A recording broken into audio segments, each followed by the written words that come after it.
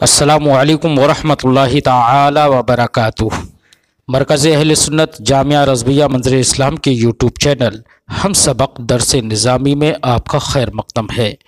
پیارے بچوں، آپ میں سے جنہوں نے اب تک ہمارے چینل کو سبسکرائب نہیں کیا ہے وہ ضرور سبسکرائب کر لیں اور اپنے ساتھیوں سے بھی شیئر کریں اور بیل آئیکن بھی ٹچ کر دیں تاکہ ہر اپلوڈ کی نوٹیفیکیشن آپ تک پہنچ سکے، اور اپنے ساتھیوں سے بھی شیئر کریں اور بات پسند آئے تو لائک بھی کریں۔ اب آپ کو جامعہ رضویہ منظر اسلام کے ایک اہم اور ماہر استاذ حضرت مفتی محمد قمر صاحب آپ حضرات کے روبرو ہوں گے۔ وہ آپ کو تلخیص المفتاح جو بلاغت کی ایک مشہور ترین کتاب ہے وہ پڑھائیں گے۔ آپ حضرات ان سے غور سے سنیں اور اپنی کتاب کو یاد کریں۔ بسم اللہ الرحمن الرحیم۔ طرق القصر وللقصر طرق منها العطف ومنها النفی والاستثناء ومنها انما ومنها التقدیم۔ کل کے سبق میں آپ نے قصر کے اقسام کو ملاحظہ کیا اور ان کی تعریف کو ملاحظہ کیا۔ اب یہاں سے مصنف الرحمہ قصر کن کن طریقوں سے حاصل ہوتا ہے ان طرق کا بیان شروع فرماتے ہیں قصر کے حاصل ہونے کے 4 طریقے ہیں۔ ان 4 طریقوں میں سے ایک طریقہ کیا ہے؟ عطف کے ذریعے سے بھی قصر حاصل ہوتا ہے، اور دوسرا طریقہ ہے نفی اور استثناء کے ذریعے سے بھی قصر حاصل ہوتا ہے۔ تیسرا طریقہ ہے انما، یعنی کہ انما کے ذریعے سے بھی قصر حاصل ہوتا ہے۔ چوتھا طریقہ ہے تقدیم، یعنی تقدیم کے ذریعے سے بھی قصر حاصل ہوتا ہے۔ ان 4 طریقوں کو آپ ملاحظہ کریں گے۔ تو قصر حاصل ہونے کے طریقوں میں سے پہلا طریقہ کیا ہے؟ عطف کے ذریعے کیسے قصر حاصل ہوتا ہے اس کی مثالیں بیان فرماتے ہیں۔ قولی کا فی قصرہ افرادن، جیسا کہ آپ کا قول قصرہ میں ہا ضمیر ہے، یہ کیا مذکر کی ہے، تو اس سے آپ مراد لیں گے قصر موصوف علی الصفت، قصر موصوف، اور یہیں پر اگر ضمیر مؤنث کی آ جائے قصرہا ہو جائے تو آپ مراد لیں گے قصر الصفت علی الموصوف۔ تو مذکر کی ضمیر سے موصوف کی طرف اشارہ ہے اور مؤنث کی ضمیر سے صفت کی طرف اشارہ ہے، لیکن یہاں پر مذکر کی ضمیر ہے تو مطلب کیا ہوگا؟ قصر الموصوف علی الصفت میں افراد کے اعتبار سے آپ کیا کہیں گے زید شاعر لا کاتب، زید شاعر ہی ہے، زید شاعر ہی ہے، لا کاتب کاتب نہیں۔ یہاں پر دیکھیے موصوف کو گھیر دیا نہیں گھیر دیا، ایک ہی صفت میں قائم ہے، یہ قصر الموصوف علی صفت ہوا یا نہیں ہوا؟ اور یہ کیا افراد ہے، اس لیے کہ وہ شرکت کا اعتقاد رکھ رہا تھا تو شرکت کو ختم کر دیا، تو جس حصر کے ذریعے شرکت ختم ہو اس حصر کو کیا کہتے ہیں؟ قصر افراد۔ یا جیسے کہا اما زید کاتبا بل شاعر، زید نہیں ہے کاتب بلکہ شاعر ہے، بلکہ تو اب یہاں پر دیکھیے اس کا معنی کیا ہوا کہ زید شاعر ہی ہے، یہی تو معنی ہوا۔ تو اب یہ دیکھیے حصر کیسے حاصل ہوا؟ ما اور بل کے ذریعے، اور ما اور بل کیا ہیں؟ یہ حرف عطف میں سے ہیں۔ وقلبا، جناب والا قصر قلب میں آپ کہیں زید قائم لا قائد، زید کھڑا ہے نہ کہ بیٹھا، تو مطلب ہوگا زید کھڑا ہی ہے بیٹھا نہیں ہے۔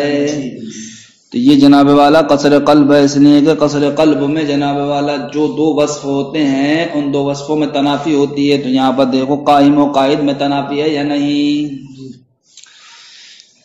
یا آپ کہیں ما زید قائدا بل قائم، زید بیٹھا نہیں ہے بلکہ کھڑا ہے، مطلب یہ ہوگا کہ زید کھڑا ہی ہے۔ تو یہاں پر بھی دیکھیے آپ ما و بل کے ذریعے سے، اور یہ دونوں کے دونوں کیا حرف عطف ہیں۔ وفی قصرہا، اور قصر الصفت علی الموصوف میں کہیں گے آپ زید شاعر لا عمر، زید ہی شاعر ہے نہ کہ عمر۔ اب یہاں پر آپ نے صفت کو کس میں گھیر دیا؟ موصوف زید میں نہ کہ عمر میں۔ یا آپ کہیں ما عمر شاعرا بل زید، عمر شاعر نہیں ہے بلکہ زید۔ کا مطلب کیا ہوگا؟ عمر ہی شاعر ہے زید، عمر شاعر نہیں ہے بلکہ زید ہی شاعر ہے۔ دیکھو یہاں پر جتنی بھی مثالیں پیش کی گئی ہیں یہ تمام مثالیں حرف عطف پر مشتمل ہیں، اور ان سے کیا ہو رہا ہے؟ حصر کا معنی حاصل ہو رہا ہے، تو پتہ چلا عطف کے ذریعے سے حصر حاصل ہوتا ہے۔ دوسرا طریقہ ہے نفی اور استثناء کے ذریعے سے، کہ ہم کلام میں نفی اور استثناء کا استعمال کریں تو نفی اور استثناء کے ذریعے سے بھی حصر کا معنی ہمیں حاصل ہوگا، جیسے کہ آپ کا قول فی قصرہ، کیا مراد ہوگا اس میں؟ قصر الموصوف علی الصفت۔ میں آپ کہیں گے ما زید الا شاعر، زید نہیں ہے مگر شاعر، اس کا مطلب کیا ہے کہ زید شاعر ہی ہے، تو یہ حصر کیسے حاصل ہو گیا بھائی؟ اس لیے کہ ما اور استثناء لایا گیا یہاں پر، نفی اور استثناء، اور نفی اور استثناء سے حصر حاصل ہوتا ہے۔ اور آپ کہیں ما زید الا قائم، زید نہیں ہے مگر کھڑا، یعنی کہ زید کھڑا ہی ہے۔ وفی قصرها قصر الصفت علی الموصوف میں کہیں آپ، جیسے کہ ما شاعر الا زید، شاعر زید ہی، شاعر نہیں ہے مگر زید، یعنی کہ شاعر ہی زید ہے، شاعر ہی زید ہے۔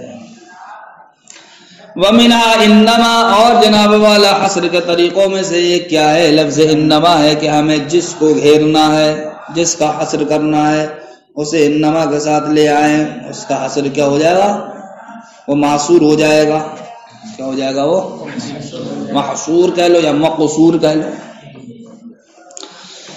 جیسے جناب والا آپ کہیں قصر الموصوف علی الصفت میں انما زید کاتب، جزینی زید کاتب ہے، یعنی کہ زید ہی کاتب ہے، زید ہی کاتب ہے۔ تو دیکھو یہاں پر موصوف کو گھیر دیا نہیں گھیر دیا؟ قائم ہے صفت کتابت میں۔ تو اب یہاں پر زید کو ہم نے کائے سے متصل رکھا؟ لفظ انما سے، تو جس کا حصر کرنا مقصود ہوتا ہے اس کو لفظ انما کے ساتھ لے آئیے آپ۔ وَإِنَّمَا زَيْدٌ قَائِمٌ، زید ہی کیا ہے؟ قائم ہے۔ وفی قصرها، اور کہاں گئے آپ قصر صفت علی الموصوف میں؟ انما قائم زید، قائم ہی زید ہے، قائم ہی زید ہے۔ اچھا جناب والا لفظ انما کے ذریعے سے صاحب حصر کا معنی ہمیں کیسے حاصل ہو رہا ہے؟ چلو وہاں تو سمجھ میں آ رہا ہے کہ نفی اور استثناء میں نفی کے ذریعے، یعنی کسی شے کی حرف نفی کے ذریعے سے نفی کر دی گئی، اور پھر اللہ کے ذریعے سے جب ثبوت کیا گیا تو نفی اور اس بات میں حصر کا فائدہ حاصل ہو جاتا ہے۔ لیکن انما کے ذریعے سے کیسے حصر کا فائدہ حاصل ہوتا ہے؟ تو اس کی 3 دلیلیں یہاں پر پیش کریں گے۔ فرماتے ہیں لفظ انما یہ متضمن ہے ما اور اللہ کے معنی کو، ما اور اللہ کے معنی، یعنی کہ انما وہی معنی دیتا ہے جو ما اور اللہ یہ دونوں ایک ساتھ دیتے ہیں۔ تو ما اور اللہ کے ذریعے سے حصر حاصل ہوتا ہے، تو کہتے ہیں جناب والا لفظ انما کے ذریعے سے بھی حصر حاصل ہوگا۔ اب دلیل کیا تمہارے پاس بھائی؟ لفظ انما یہ ما اور اللہ کے معنی کو متضمن ہے، تو دلیل ہمارے پاس ہے اللہ رب العزت کا فرمان انما حرم علیکم المیتۃ۔ اس آیت کریمہ میں لفظ انما کی تفسیر کی گئی ہے ما اور اللہ کے ذریعے سے، اور یوں تفسیر کی گئی ہے ما حرم علیکم الا المیتۃ، کہ تم پر حرام نہیں کیا گیا مگر مردار کو۔ تو دیکھو انما کی تفسیر لفظ ما اور اللہ کے ذریعے سے کرنا یہ اس بات کی دلیل ہے کہ لفظ انما ما اور اللہ کے معنی کو متضمن ہوتا ہے۔ تو جب لفظ انما ما اور اللہ کے معنی کو متضمن ہوتا ہے تو ما اور اللہ کے ذریعے سے تو حصر کا فائدہ حاصل ہوتا ہے، اس لیے انما کے ذریعے سے بھی حصر کا فائدہ حاصل ہوتا ہے۔ اور سنو جناب والا دوسری دلیل کیا ہمارے پاس؟ دوسری دلیل ہمارے پاس نحوی حضرات کا قول ہے کہ نحوی حضرات کہتے ہیں کہ لفظ انما اس کو ثابت کرنے کے لیے آتا ہے جو انما کے بعد ذکر کیا جائے، اور اس کی نفی کرنے کے لیے آتا ہے جو اس کے علاوہ ہے۔ لفظ انما کائے کے لیے آتا ہے؟ لفظ انما کے بعد جو ذکر کیا جائے اس کو ثابت کرنے کے لیے، اور اس کے علاوہ جو ہے اس کی نفی کرنے کے لیے۔ تو میرے بھائی بتاؤ اس بات اور نفی ان دونوں کے ذریعے سے کیا حاصل ہوتا ہے؟ حصر حاصل ہوتا ہے۔ لہذا نبی کے قول سے بھی ہم کو پتہ چلا کہ انما کائے کے لیے آتا ہے؟ حصر کے لیے آتا ہے۔ تیسری دلیل یہ ہے کہ جناب والا ضمیر منفصل ہم ما اور اللہ کے بعد ہی لا سکتے ہیں، ضمیر منفصل. تو جس طریقے سے ضمیر منفصل کو ہم ما اور الا کے بعد لا سکتے ہیں کہ ما اور الا کے بعد لانا ضمیر منفصل کا درست ہے، تو اسی طریقے سے جناب والا لفظ انما کے بعد بھی ضمیر منفصل آ جاتی ہے. لفظ انما کے بعد بھی، تو لفظ انما کے بعد ضمیر منفصل کا لانا صحیح ہونا یہ اس بات کی دلیل ہے کہ لفظ انما یہ ما اور الا کے معنی میں ہے. اس لیے کہ ضمیر منفصل کا لانا تو صحیح کہاں ہوتا ہے جبکہ ما اور الا ہو. جس کلام میں ما اور الا ہو اس وقت ضمیر منفصل لے کر کے آتے ہیں، لیکن ہم دیکھتے ہیں کہ لفظ انما کے بعد بھی ضمیر منفصل کا لانا صحیح ہے، تو اس کا مطلب یہ ہے کہ لفظ انما ما اور الا کے معنی میں. تو ضمیر منفصل کا لانا صحیح ہونا لفظ انما کے بعد یہ بھی اس بات کی دلیل ہے کہ لفظ انما یہ حصر کے لیے آتا ہے اور ما اللہ کا معنی میں ہوتا ہے. لتضمنی معنی ما و الا، تو لفظ انما جو حصر کا فائدہ دیتا ہے وہ اس لیے کہ لفظ انما یہ ما اور الا کے معنی کو متضمن ہے. لقول المفسرین، جیسے کہ مفسرین کے قول ہیں انما حرم علیکم المیتۃ بالنصب، میتۃ کا پڑھا گیا نصب کے ساتھ، یعنی کہ میتۃ اس کو نصب کے ساتھ بھی پڑھا گیا ہے اور میتۃ رفع بھی پڑھا گیا ہے. نصب کے ساتھ کب پڑھا جائے گا؟ جبکہ جناب والا انما میں جو ما ہے اس ما کو مائے کافہ مانا جائے. کیا مانا جائے؟ مائے کافہ مانا جائے، تو اس وقت حرم فعل فاعل اور المیتۃ مفعول بھی ہونے کی بنیاد پر منصوب ہوگا، اور مرفوع اس کو اس وقت پڑھا جائے گا جبکہ انما میں جو ما ہے اس کو موصولہ مانا جائے. حرم علیکم صلہ، موصول صلے سے مل کر مبتدا بن جائے گا، وہی اسم بن جائے گا. اور المیتۃ کو آپ کیا مانیں گے؟ اس کی خبر، اور خبر انا کی کیا ہوتی؟ مرفوع، لہذا میتۃ کیا ہو جائے گا؟ مرفوع ہو جائے گا. اب جناب والا آپ جب اس کو منصوب پڑھیں گے تو اس کا معنی کیا ہے کہ تم پر حرام نہیں ہے مگر مردار، مگر تم پر اللہ نے حرام نہیں کیا مگر مردار کو. تو یہی معنی جناب والا اس وقت بھی حاصل ہو رہے ہیں جبکہ لفظ انما کو داخل کریں ہم. انما حرم علیکم المیتۃ کہ تم پر حرام کر دیا گیا کیا؟ مردار، یعنی کہ تم پر حرام ہی ہے المیتۃ مردار. تو جو جناب والا ہمیں اس تفسیر سے معنی حاصل ہو رہا ہے کہ جب ہم اس کی تفسیر کیسے کریں؟ ما اور اللہ سے کریں، وہی معنی ہم کو لفظ انما سے بھی حاصل ہو رہا ہے.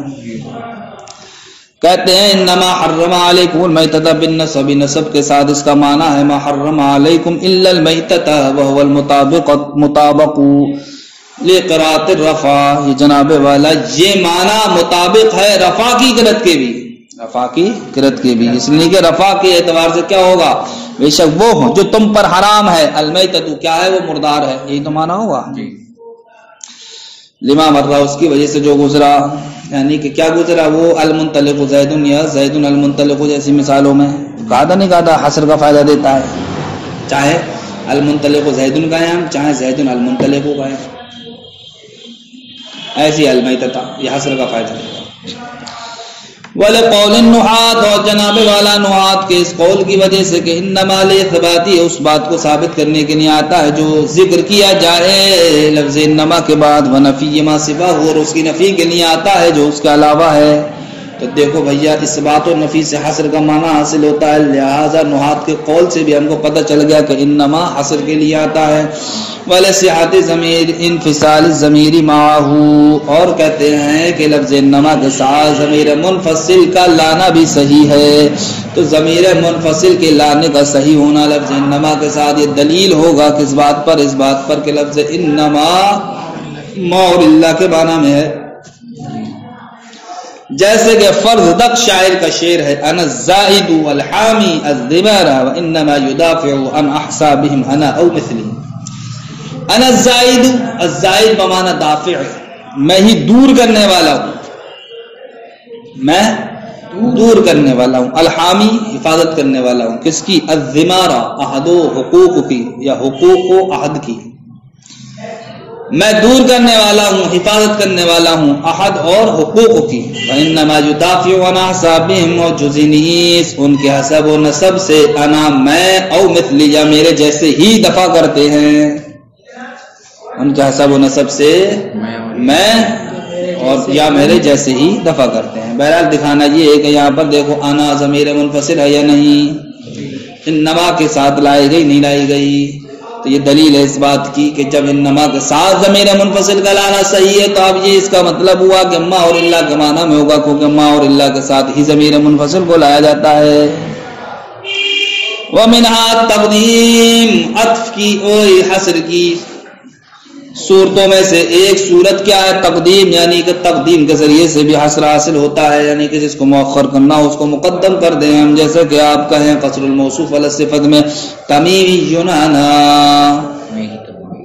تمیمی انا، میں ہی تمیمی۔ وفی قصر یا قصر الصفت علی الموصوف میں آپ کہیں انا کفیت مہمک، میں ہی تیری ضرورت میں کافی ہوں، میں ہی تیری حاجت میں کافی ہوں۔ تو دیکھو یہاں پر کفیتو، کفا فعل تو ضمیر کیا فاعل ہے، تو فاعل کا درجہ تو بعد میں ہوتا ہے، لیکن انا کی صورت میں آپ نے اس کو کیا کر دیا؟ مقدم کر دیا، تو یہ تقدیم تخصیص کا فائدہ دے گا۔ وَهَذِهِ الطُّرُقُ تَخْتَلِفُ مِنْ وُجُوهٍ، یہاں سے بتاتے ہیں کہ چار طریقے آپ کو بیان کیے گئے قصر کے حصول کے، لیکن ان چاروں میں کیا کچھ فرق ہے؟ تو کہتے ہیں ہاں فرق ہے، کہ چوتھا والا جو طریقہ ہے تقدیم، یہ جناب والا کلام سے مفہوم ہوتا ہے۔ کیسے؟ یعنی جو انسان ذوق و شوق رکھتا ہے اس کو انداز ہو جائے گا کہ ہاں فلاں چیز مؤخر ہونا چاہیے تھی لیکن یہاں مقدم ہے، لہذا یہ تقدیم تخصیص کا فائدہ دے گی، تو یہ کلام سے مفہوم ہوتا ہے۔ لیکن اور جو تین طریقے ہیں وہ جناب والا اسی لیے وضع کیے گئے ہیں، حصر ہی کے لیے وضع کیے گئے۔ کہتے ہیں وَهَذِهِ الطُّرُقُ، یہ طریقے تختلف مختلف ہے، من وجوہ، چند وجوہ سے، فَلِدَلَالَةِ الرَّابِعِ، تو چوتھے والے طریقے کی دلالت بالفہوی، یہ کلام سے سمجھی جاتی ہے، والباقی بالوضع، اور باقی یہ باقی سے جو حصر کا معنی سمجھا جاتا ہے وہ وضع کے اعتبار سے۔ السلام علیکم ورحمۃ اللہ۔